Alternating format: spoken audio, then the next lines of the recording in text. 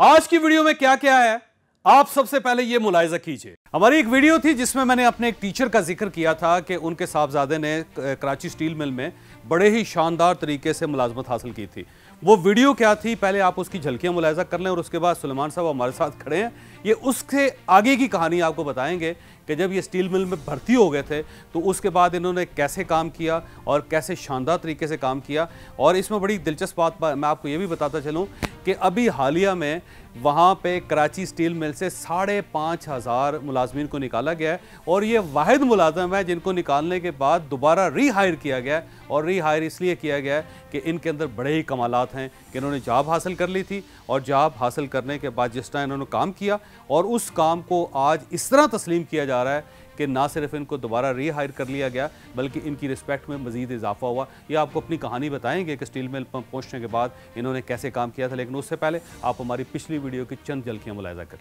वो मुझे एक बार किसी फ्लाइट में मिला, बातों बातों में तारुफ हुआ तो पता चला कि वो हमारे उस्ताद का साहबजादा है। उनका बाकी खानदान कराची में आबाद हो गया, लेकिन ये लाला मूसा जैसे छोटे शहर में टिक गए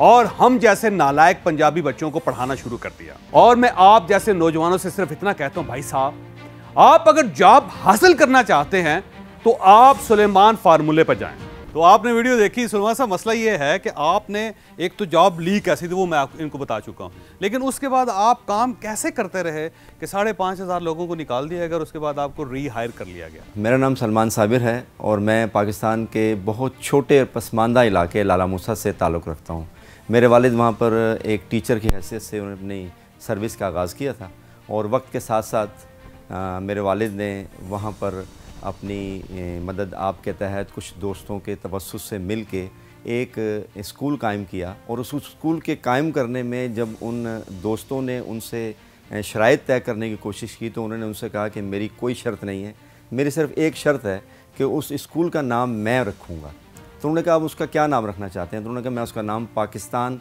प्राइमरी स्कूल रखना चाहता हूँ। तो उन्होंने कहा हमें तो उसमें कोई एतराज़ नहीं हो सकता। तो उन्होंने उसकी बुनियाद ये बताई कि अलीगढ़ मुस्लिम यूनिवर्सिटी से जब कायद-ए-आज़म मोहम्मद अली जिन्ना रहमतुल्लाह अलैह ने हमें चंद स्टूडेंट्स को पाकिस्तान में तालीम के फ़रोग़ के लिए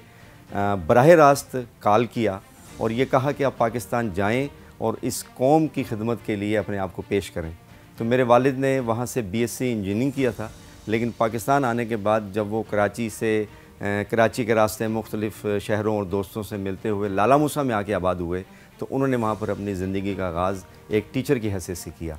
और उस टीचिंग लाइन में रहते हुए उन्होंने वहाँ से B.Ed पास किया और फिर एक सोसाइटी ने उनको मदऊ किया और ये कहा कि आप एक स्कूल की बुनियाद रखें। तो वो पाकिस्तान प्राइमरी स्कूल उन्होंने कायम किया। वक्त के साथ साथ वो स्कूल जो है वो पाकिस्तान मिडिल स्कूल हुआ, फिर पाकिस्तान हाई स्कूल हुआ और 72 में जुल्फ़िकार अली भुट्टो साहब ने गवर्नमेंट नेशनलाइजेशन की एक पॉलिसी इंट्रोड्यूस की और उसमें वो स्कूल जो है वो पाकिस्तान हाई स्कूल के नाम से उस ज़िले का नामी गिरामी स्कूल बना और जावेद चौधरी साहब ने उस स्कूल में तालीम हासिल की। इनका ये एज़ाज़ कि ये उनके शागिर्द हैं और मेरा ये एज़ाज़ कि मैं एक ऐसे बाप का बेटा हूँ जिसने पाकिस्तान में कायद-ए-आज़म के बनाए हुए पाकिस्तान में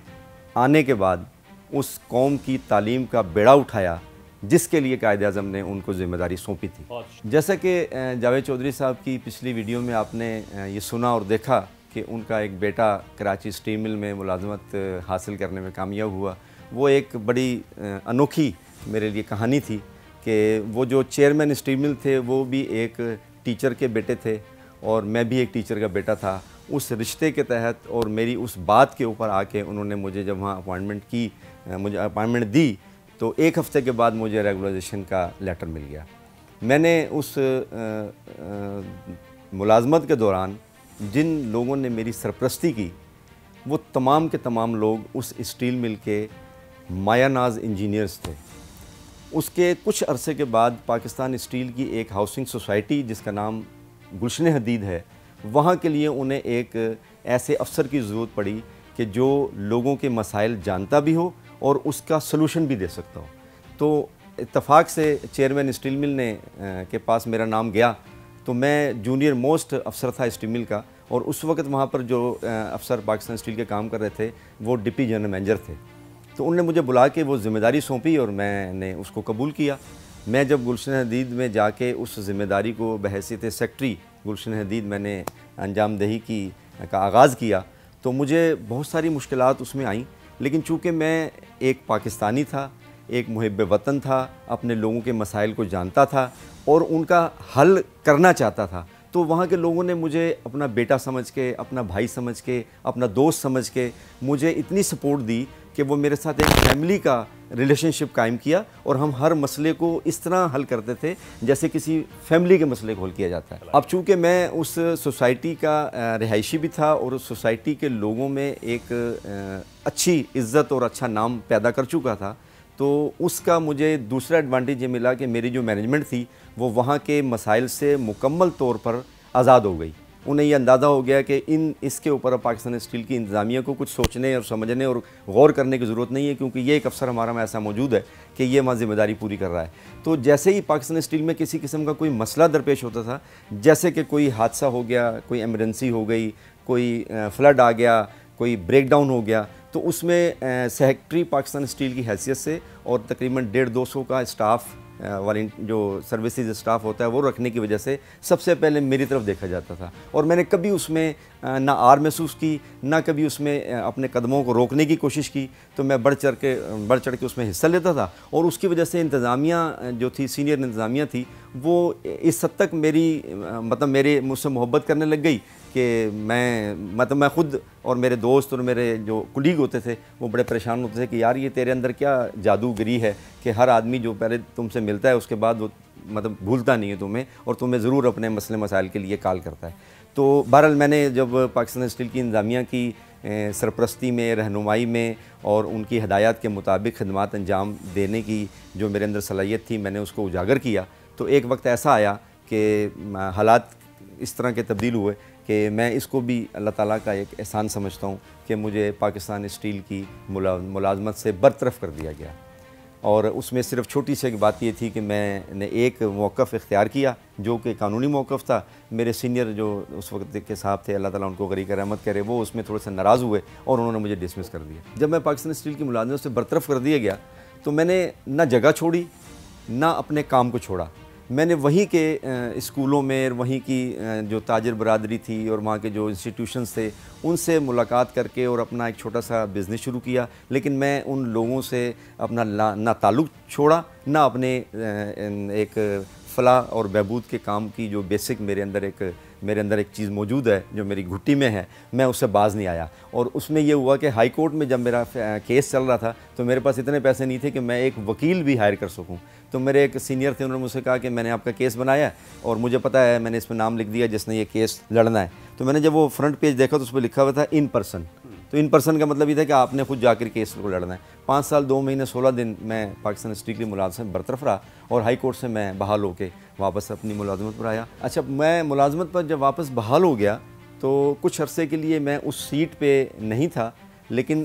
آئندہ 2 یا 3 مہینے کے بعد مجھے دوبارہ اس سیٹ پر دوبارہ کال کر لیا گیا، اور میں نے اپنی جو نیچر تھی اس کے مطابق اس سے زیادہ بڑھ چڑھ کے کام کیا۔ اس کا فائدہ یہ ہوا کہ میں آج آپ کو یہ بتاؤں کہ پاکستان اسٹیل سے گورنمنٹ کی پالیسی کے تحت، اس کو کوئی بھی نام دے دیں، کچھ بھی کر دیں، میں یہاں اس کا ذکر کرنا مناسب نہیں سمجھتا، کہ 5,500 آدمی کو ریٹینچ کیا گیا، اور میری ان صلاحیتوں، نیک نیتی اور خدمت گزاری کی بنیاد پر I am the only one officer of Pakistan steel, جس کو کہ سی او پاکستان اسٹیل میں بریگیڈیئر شجاع حسن خارزمی صاحب نے، جن سے میرا تعلق انتہائی کم ٹائم کے لیے کوئی 8.5 مہینے کا تعلق قائم ہوا، اس میں انہوں نے میری ورکنگ نہ صرف دیکھی بلکہ میرے اس ڈپارٹمنٹ میں آ کے اور 1.5 گھنٹہ بیٹھ کے اس کام کو دیکھا کرتے تھے کہ یہ سروسز کس طرح لوگوں کو مہیا کرتا ہے اور لوگ اس کے ساتھ کس طرح انٹریکشن کرتے ہیں۔ اس بنیاد پر جب میری بھی برطرفی ہو گئی تو ایک سلسلہ ہے، اس میں سی او صاحب نے مجھے کال کیا، اور کال کرنے کے بعد مجھے ہائر کیا، اور ہائر کرنے سے لے کے آج تک تقریباً 7 مہینے ہو گئے میں دوبارہ پاکستان اسٹیل میں اسی جوش، ولولے اور جاں فشانی کے ساتھ خدمت انجام دے رہا ہوں۔ میں اپنے دوستوں کو اور اپنے کولیگز کو صرف یہ بتانا چاہتا ہوں کہ اس ملک میں جو آدمی کام کرنا چاہتا ہے، جو کام کرنے کی ہمت رکھتا ہے،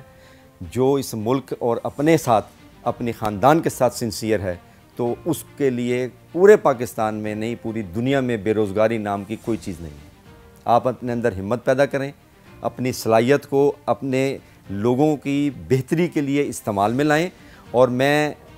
یہ بتاتا چلوں کہ روزگار ہے یا نہیں ہے، رزق کا وعدہ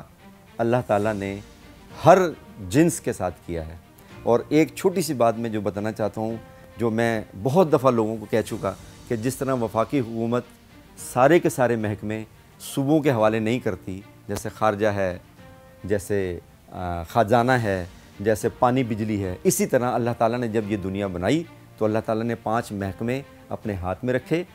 دنیا میں کسی کو اس کا ذمہ دار نہیں بنایا۔ اس میں زندگی ہے، موت ہے، رزق ہے، عزت ہے اور بے عزتی ہے۔ تو یہ چیز اپنے ذہن میں رکھیں اور اللہ کے نام سے شروع کریں، اور اللہ کے نام پہ اپنی خدمت کا انجام کریں، اور اپنے بچوں کے ساتھ، اپنے رشتہ داروں کے ساتھ، اپنے بزرگوں کی دعاؤں کے ساتھ اس مشن کو آگے رکھیں۔ کوئی وجہ نہیں ہے کہ ہمارا ادارہ، یہ ادارہ جو پاکستان کا سب سے بڑا ادارہ ہے، مجھے جاوید صاحب کو بڑا اعزاز ہے کہ حافظ صاحب سے میں ان کا استاد، وہ میرے استاد تھے۔ مجھے یہ اعزاز ہے کہ وہ میرے والد تھے، میرے والد حافظ قرآن تھے۔ میری ذاتی طور پر خواہش یہ ہے کہ میرے والد حافظ قرآن ہونے کی وجہ سے میری پوری فیملی کو بخشوانے میں ایک اہم کردار ادا کریں گے۔ انشاءاللہ میں ذاتی طور پر یہ خواہش کرتا ہوں، میں حافظ قرآن نہیں ہو سکا، میں یہ خواہش کرتا ہوں کہ اللہ تعالیٰ مجھے شہادت کی موت عطا کرے، تو میں اپنی فیملی کے ساتھ، اپنی فیملی کے لیے اسی عمل کا ذمہ دار ٹھہروں اور ان کو جنت الفردوس میں اپنے ساتھ لے کے جاؤں۔ باقی ہے بات پاکستان کی، تو پاکستان قائم رہنے کے لیے بنا ہے، یہ قائم رہے گا، اور اس کو دنیا کی کوئی طاقت میلی نظر سے نہیں دیکھ سکتی۔ اگر آپ کو یہ ویڈیو پسند آئی تو آپ اسے کسی نہ کسی کے ساتھ ضرور شیئر کیجئے گا، یہ انشاءاللہ کسی نہ کسی کا مائنڈ اور پھر مقدر ضرور چینج کرے گی۔